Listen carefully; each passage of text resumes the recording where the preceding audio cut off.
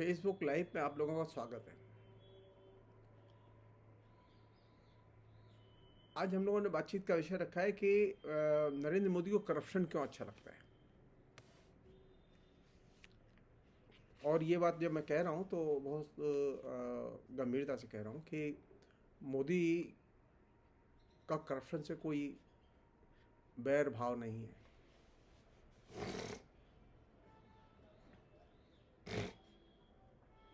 सब लोग जानते हैं और ये एक भारतीय राजनीति का एक सच है कि करप्शन के जो दायरे हैं वो बहुत व्यापक हैं और उनमें सबसे बड़ा करप्शन तो वह है जो कॉरपोरेट हाउसेस के जरिए चलाया जा रहा है। नरेंद्र मोदी कॉरपोरेट हाउसेस के जरिए चलाए जा रहे भ्रष्टाचार पर एकदम चुप हैं। वो कभी नहीं बोलते, वो कभी कोई श्वेत पत्र भी जारी नहीं करते। उन्होंने कभी किसी कॉरपोरेट हाउस के मुखिया को गिरफ्तार भी नहीं किया।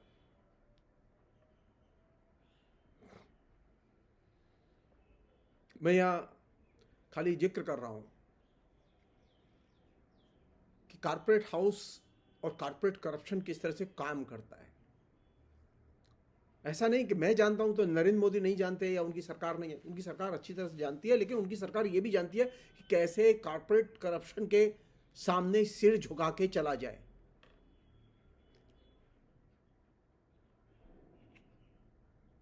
कॉरपोरेट घराने कार्टेल बना के, एक समूह बना के या कंपनियों का समूह बना के काम करते हैं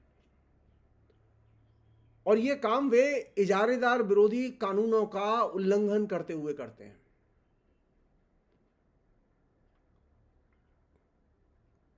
और ये जो कॉरपोरेट कार्टेल के जरिए जो बड़े बड़े अमीर घराने काम करते हैं, उनका लक्ष्य है उपभोक्ताओं को लूटना।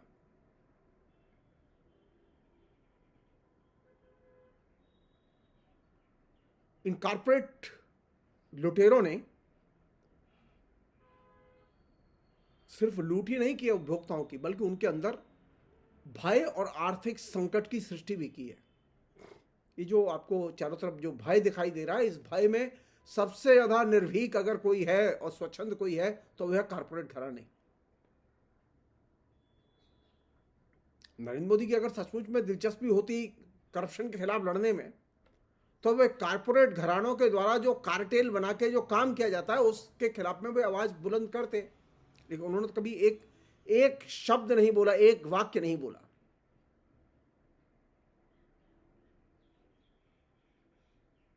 आज स्थिति यह है कि कोई भी वस्तु आप खरीदने जाए बाजार में, मॉल में खरीदने जाए, सब्जी मंडी में खरीदने जाए, आप कॉरपोरेट हाउसेस के कार्टेल से बच नहीं सकते। खाने की वस्तुएं हो, विटामिन हो, केमिकल हो, औद्योगिक सामान हो, इंफ्रास्ट्रक्चर के प्रकल्पों से जुड़े हुए या उनके काम में आने वाली वस्तुएं हो या सामान हो, या जो तकनीकी सामान, हेल्थ प्रोडक्ट या सर्विस सेक्टर, इन सभी क्षेत्रों में किस दाम पर चीजें दी जाएंगी और लोगों के बीच में जाएंगी, ये वे कॉरपोरेट कार्टेल मिलकर तय करते हैं। आज स्थिति यह है कि इन कॉरपोरेट कार्टेल के खिलाफ में नरेंद्र मोदी और बीजेपी एक शब्द बोलने की स्थिति में नहीं है, क्योंकि कॉरपोरेट कार्टेल से नरेंद्र मोदी को सबसे अधिक चंदा आता है।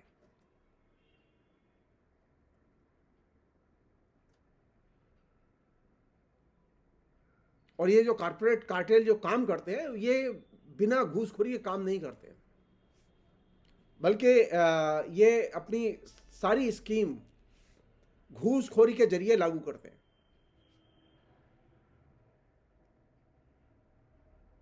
घूसखोरी किस तरह से?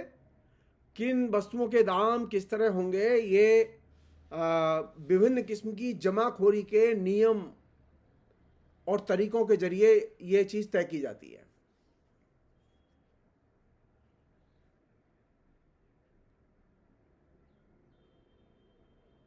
बार बार कारपोरेट कार्टेल के द्वारा जो है उल्लंघनों की खबरें आती हैं, बहुत संक्षेप में, ज़्यादातर तो खबरें वो गायब ही रहती हैं। और वो मीडिया जो करप्शन के खिलाफ में अभी दुंदुभी बजा रहा था और कर पार्लियामेंट जो बहस कर रही थी, आप देखेंगे कि बीजेपी के सांसदों या सांसद इन जनरल के मुंह से कारपोरेट कार्टेल के करप्शन के बारे में आपको एक शब्द सुनाई नहीं देगा।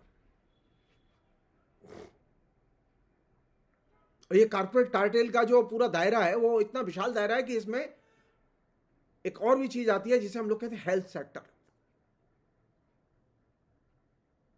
और हेल्थ सेक्टर की लूट जो है वो छोटी मोटी लूट नहीं है, बहुत बड़ी लूट है। प्राइवेट सेक्टर में आज हेल्थ इंडस्ट्री है और इसमें कार्टेल बना के ये पूरे के पूरे लोग काम करते हैं। आज के दौर में कार्टेल बना के काम करना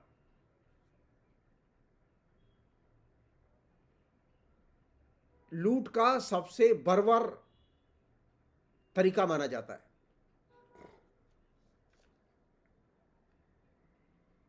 लेकिन कारपोरेट कार्टेल के पूरे प्रपंच को तो नरेंद्र मोदी हाथ ही नहीं लगाना चाहते, क्योंकि मुझे चंदा चाहिए, मुझे देश चाहिए, देश पर शासन चाहिए, और देश पर शासन के लिए मुझे भय चाहिए, और नीचे मुझे दलालों और घूसखोरों की लॉबी चाहिए। आप पूरे देश में उठाएंगे, आप कहीं पर भी घूसखोर पकड़े नहीं जाते। वो कभी कभार कोई मतलब ईडी का ऑफिसर घूसखोरी लेते पकड़ा जाता है, कभी कोई शिकायत करता है तो वो रंगे हाथों धरवा देते हैं लोग। अन्यथा तो घूसखोरी एक कॉमन फिनोमिना है। हर आदमी घूसखोरी पे बात करने के लिए तैयार है। हर आदमी अपने को ज्ञानी समझता है घूसखोरी के बारे में, और वो इजीली बोलता है। एक और चीज है जो कि इस पर ध्यान देना चाहिए, वो ये कि ये जो कारपोरेट करप्शन है, ये कारपोरेट करप्शन में भारत का जो स्थान है बहुत अच्छा नंबर है हमारा।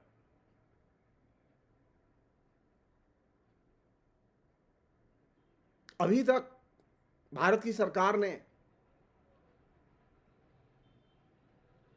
संयुक्त राष्ट्र संघ ने जो भ्रष्टाचार विरोधी एक्शन प्लान नवंबर 2001 में तैयार किया था, उस पर अभी तक भारत सरकार ने साइन नहीं किया है। संसद ने उसे अभी तक अनुमोदित नहीं किया है।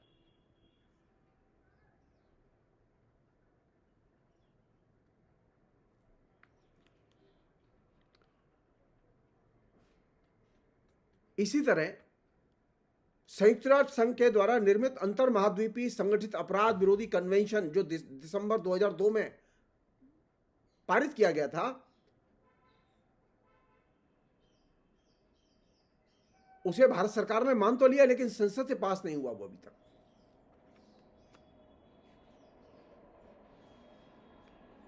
हमारे यहाँ कहने के लिए कंपटीशन एक्ट है 2002 का, लेकिन वो कंपटीशन एक्ट के तहत कोई खास इफेक्टिव काम अभी तक सरकार नहीं कर पाई है,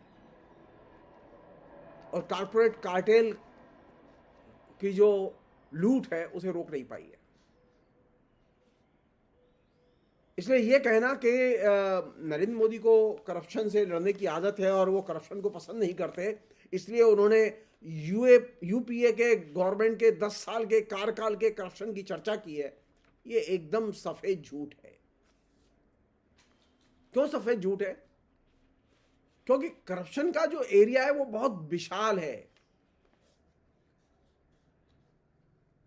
ये कोई हाशिए का सवाल या दलीय प्रश्न नहीं है करप्शन का प्रश्न।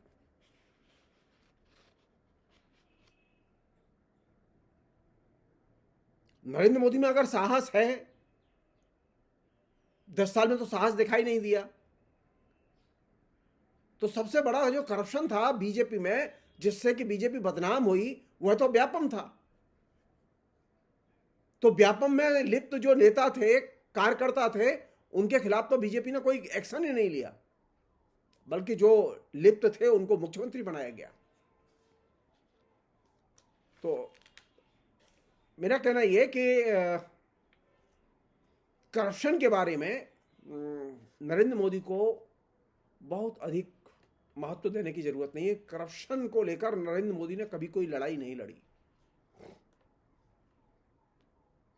एक साधारण सी बात है, जिसे कायदे से हम लोग समझें। समाज में करप्शन जितना कम होगा, लोकतंत्र उतना ही मजबूत होगा। समाज में जितना ज्यादा करप्शन होगा, उतनी ही डिक्टेटरशिप मजबूत होगी। अगर आप करप्शन से लड़ना चाहते हैं तो करप्शन को कमजोर करो, लोकतंत्र मजबूत होगा। और अगर करप्शन ज्यादा से ज्यादा होगा, जो कि अभी चल रहा है, नरेंद्र मोदी के आने के बाद में करप्शन बढ़ा है, हर क्षेत्र में करप्शन बढ़ा है, हर क्षेत्र में घूसखोरी का अमाउंट बढ़ा है। और यही वजह कि जो करप्शन में लिप्त समाज है, उसको नरेंद्र मोदी ज्यादा अपील करता है। तो अगर हमें लोकतंत्र चाहिए और लोकतंत्र को बचाना है, तो हमें कम से कम करप्शन हो। करप्शन एकदम जाएगा, इसके बारे में नहीं कह सकते हम कि एकदम उसका समूल नाश हो जाएगा, क्योंकि पूंजीवादी व्यवस्था में संभव नहीं, लेकिन करप्शन कम तो किया जा सकता है। करप्शन जितना कम होगा, डेमोक्रेसी उतनी ही फलेगी फूलेगी। ये हम चीज भूल जाते हैं कि करप्शन के बारे में मैं क्यों ये कारपोरेट करप्शन का प्रश्न उठा रहा हूं।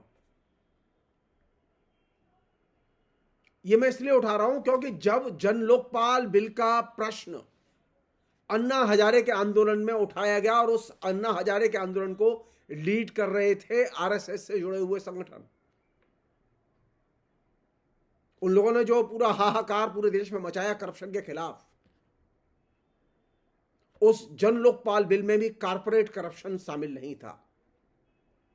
उस जन लोकपाल बिल के दायरे में कारपोरेट करप्शन को अन्ना हजारे ने शामिल नहीं किया था। और यही वह जगह है जहां से कि नरेंद्र मोदी और अन्ना हजारे की विचारधारा में एक साम्य नजर आता है कि नरेंद्र मोदी जब सत्ता में आए, और सत्ता में कैसे आए, अन्ना हजारे के आंदोलन ने वो ग्राउंड तैयार की। अन्ना हजारे की पूरी लैंग्वेज, पूरे के पूरे उनके जो मोबिलाइजेशन के पैटर्न, उस सबको नरेंद्र मोदी और भाजपा ने अन्ना हजारे के आंदोलन के दौरान डेवलप किया। नरेंद्र मोदी ने निजी तौर पर उससे सीखा।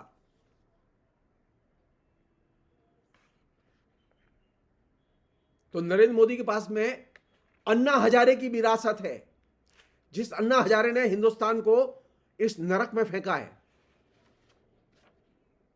जिसमें के अभी नायक बने नरेंद्र मोदी घूम रहे हैं, क्योंकि जन लोकपाल बिल के दायरे में कारपोरेट करप्शन नहीं था, जो कि कारपोरेट करप्शन हिंदुस्तान का सबसे बड़ा करप्ट एरिया है। एक और चीज है जो कि बहुत ही महत्वपूर्ण चीज है, जिस पर कायदे से बात की जानी चाहिए, वो ये कि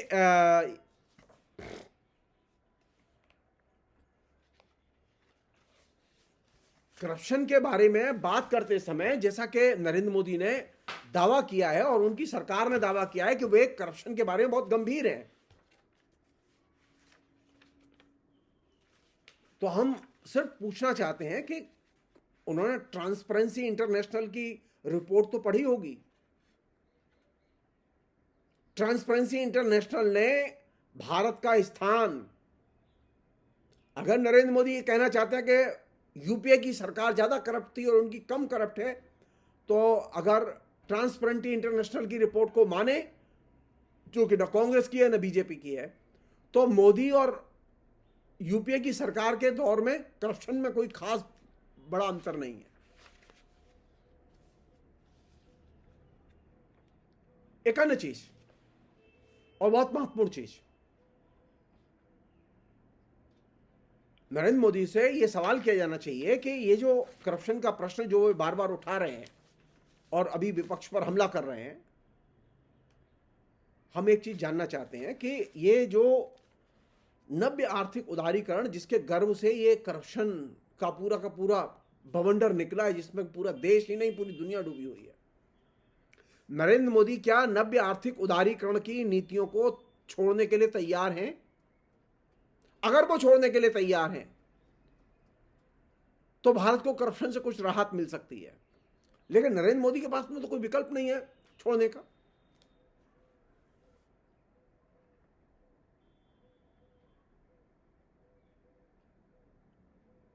और एक अन्य चीज और बहुत महत्वपूर्ण चीज वो ये कि करप्शन काले धन के बिना संभव नहीं है। आप काले धन पर रोक लगा दीजिए। नरेंद्र मोदी के जमाने में काला धन दिन दूनी रात चौगनी शक्ति के साथ विस्तृत हुआ है और बढ़ा है। तो काला धन रहेगा तो करप्शन रहेगा, और करप्शन रहेगा तो काला धन रहेगा। करप्शन और काला धन दोनों जुड़वा भाई हैं। अगर करप्शन बढ़ेगा तो काला धन बढ़ेगा, और काला धन बढ़ेगा तो करप्शन बढ़ेगा।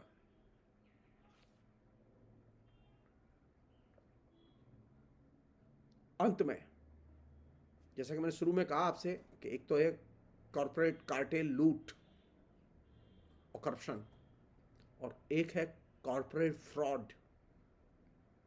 उस कॉर्पोरेट फ्रॉड की चर्चाएं क्यों नहीं हो रही हैं?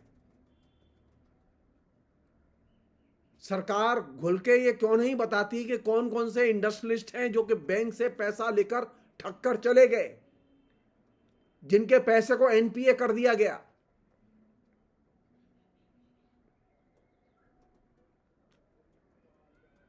लिस्ट देने में तो कोई परेशानी नहीं है, लेकिन सरकार लिस्ट नहीं बताती कि आखिर वे कौन लोग हैं जो कॉर्पोरेट फ्रॉड में सिद्धहस्त हैं और मास्टर हैं। आए दिन खबरें आती रहती हैं, कहीं कोई 5,000 करोड़ लेके भाग गया, कहीं कोई 10,000 करोड़ रुपए लेके भाग गया, कहीं कोई 15,000 करोड़। ये जितने लोग रुपए लेके भागे उनमें से अधिकतर लोग बैंकों के साथ में ठगी करके भागे।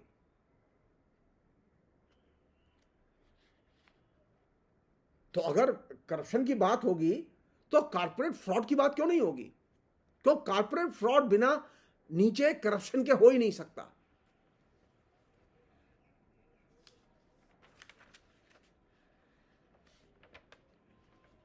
एक और चीज है, ये कह के मैं ये बातचीत समाप्त करूंगा, वो ये कि जिस तरह से भारत में करप्शन सबसे ज्यादा, भ्रष्टाचार शब्द सबसे ज्यादा जनप्रिय है, वह उसी तरह गरीबी भी सबसे ज्यादा जनप्रिय है। हर आदमी गरीबी पे बात करने के लिए तैयार है, हर आदमी के पास में करप्शन और गरीबी के किस्से हैं, लेकिन कभी भी वो इसकी गहराई में जाके महसूस करने के लिए तैयार नहीं है कि आखिर करप्शन और गरीबी से कैसे लड़ा जाए।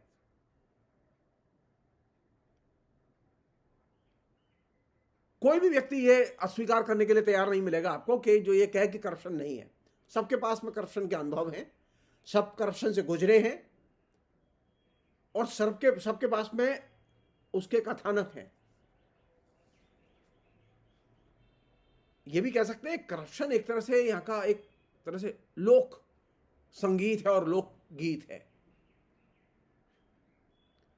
और मीडिया का ये सबसे जिसे कहें कि प्रिय खाद्य है। मीडिया में करप्शन की खबरें तेजी से चलती हैं, और करप्शन पर बहस जो होती है उसे भी मीडिया तेजी से चलाता है।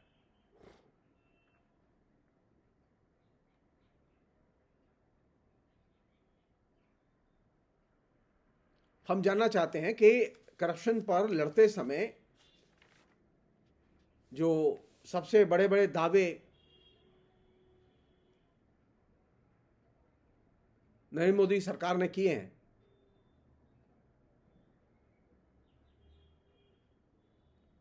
उन दावों में क्या ये चीज शामिल नहीं है कि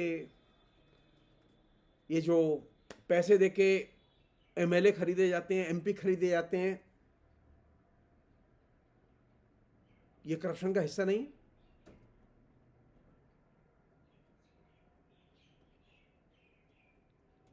400 से अधिक विधायक नरेंद्र मोदी पिछले 10 साल में खरीद चुके हैं। ये करप्शन नहीं है? नरेंद्र मोदी अपनी पार्टी के प्लेटफॉर्म से जीते और जिताएं, किसी को आपत्ति नहीं होगी। लेकिन नरेंद्र मोदी जब हार जाते हैं तो दूसरी पार्टी के एमएलए एमपीज को खरीदते हैं, और विधायकों को खरीदने में तो उन्होंने अब तक के सारे रिकॉर्ड सारी दुनिया के तोड़ दिए। सारी दुनिया में किसी भी राजनीतिक नेता ने इतने विधायक नहीं खरीदे जितने नरेंद्र मोदी ने खरीदे हैं।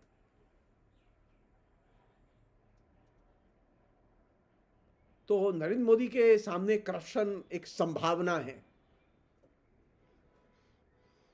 और जाहिर है करप्शन अगर ये संभावना है तो करप्शन में अनेक सुविधाएं हैं। और ये जो करप्शन को लेकर जो दो नायक रहे हैं, मैं उनका जिक्र करना चाहूंगा। खासतौर पर जेपी ने भी करप्शन के खिलाफ आंदोलन शुरू किया था, और अंत में वो आंदोलन आरएसएस की गोदी में जाके बैठ गया। अन्ना हजारे ने भी आंदोलन शुरू किया था करप्शन के खिलाफ में, और वह भी अंत में अन्ना हजारे का आंदोलन आरएसएस की गोदी में जाके बैठ गया। करप्शन की आड़ में खड़े जितने भी आंदोलन हैं, वे सारे के सारे आंदोलन अंत में आरएसएस की दिशा में क्यों चले गए, यह इस बात से पता चलेगा क्योंकि आरएसएस उनमें सक्रिय था।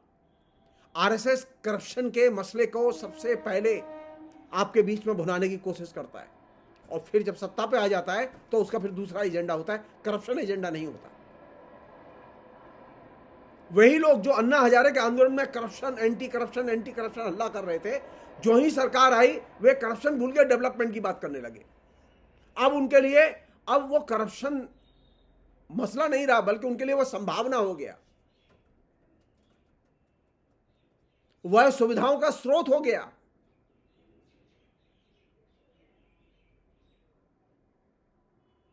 कौन शामिल नहीं था उसमें? आरएसएस के हर कार्यकर्ता ने उसमें खुल के भाग लिया।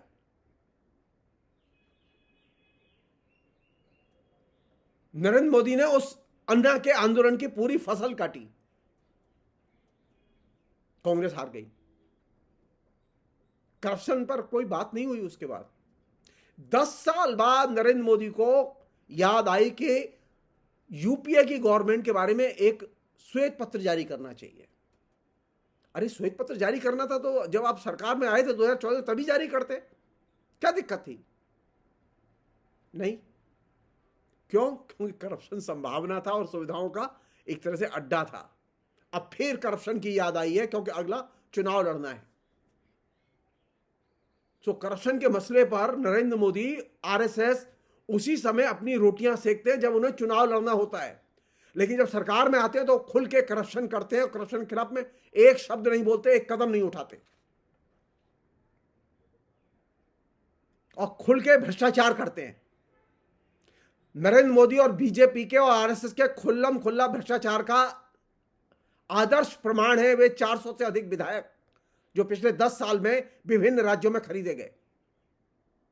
नरेंद्र मोदी के करप्शन का आदर्श प्रमाण है वे तमाम हथियार सौदे जिनके तहत कमीशन खाया जाता है, जिन पर नरेंद्र मोदी ने कभी कमीशन खोरी पर कभी रोक नहीं लगाई।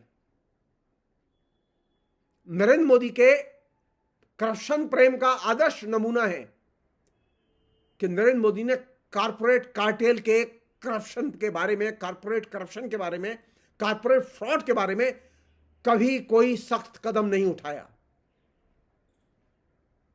और यही वजह कि अब चुनाव आ रहे हैं सामने, तो नरेंद्र मोदी को के हाथ पैर फूले हुए और वे करप्शन फिर चिल्ला रहे। ये वैसे ही जैसे ही जब मनमोहन सिंह की सरकार जाने वाली थी तो अचानक एंटी करप्शन मूवमेंट शुरू हो गया और उसके तहत पूरे देश को डुबो दिया गया एंटी करप्शन मूवमेंट की आंधी में।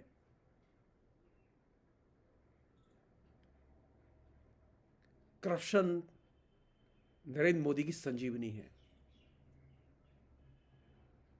नरेंद्र मोदी अगर करप्शन न करें और नरेंद्र मोदी करप्शन पर बात न करें तो नरेंद्र मोदी खत्म हो जाए।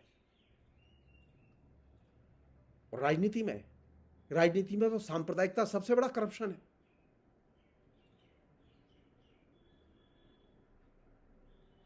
वायदा है, संविधान के में वायदा किया गया है कि हम धर्मनिरपेक्षता की रक्षा करेंगे, लेकिन काम सारे किए जा रहे धर्मनिरपेक्षता विरोधी। ये करप्शन है कि नहीं है?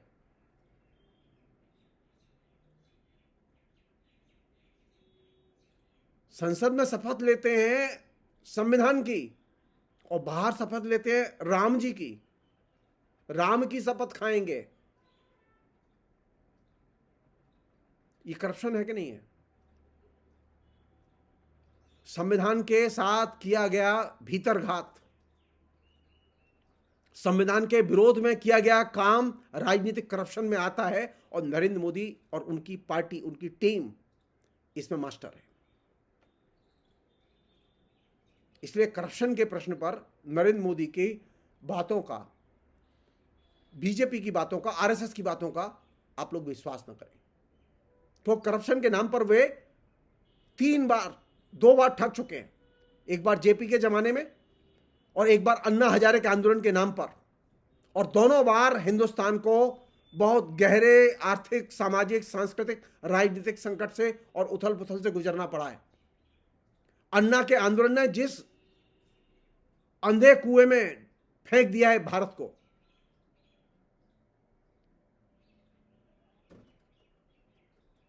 उससे भारत को निकालने की जरूरत है। उसका एकमात्र तरीका है कि आप नरेंद्र मोदी को हर हालत में, हर स्तर पर हराएं। बिना नरेंद्र मोदी को हराए आप करप्शन से मुक्त नहीं हो सकते। फिलहाल इतना ही।